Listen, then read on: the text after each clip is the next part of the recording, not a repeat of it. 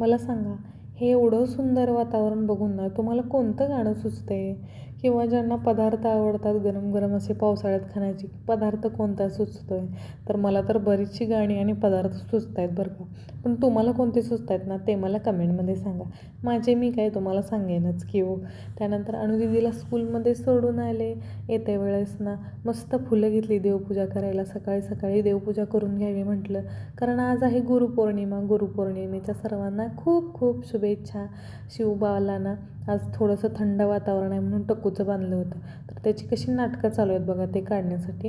पण मी काय काढलंच नाही. कारण केवढं थंड वातावरण झालं बाहेर आणि ह्याला काही थंडी वाजतच नाही. असाच खेळत असतो इकडे-तिकडे गार फरशीवरती. सॉक्स पण घातले तर ते पण काढून टाकतो. त्यानंतर हे म्हणजे असं झालं की थांब टाकल्या भांग पडते आणि कसा कंगवा घेऊन नखरे करायला लागलाय बघा.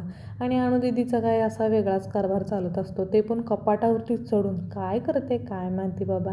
पावसाचं तर काय थांबायचं नावच नाही. कालपासून कंटिन्यू असाच पाऊस चालू आहे बरं का. पण वातावरण एकंदरीत छान आहे. पण कधी कुठे-कुठे ना गावी ना पाऊस नाही. तिकडे पण पडायला पाहिजे ना. चला तर मग आजच्यापुरतं एवढंच. रामकृष्ण हरी. Bye bye.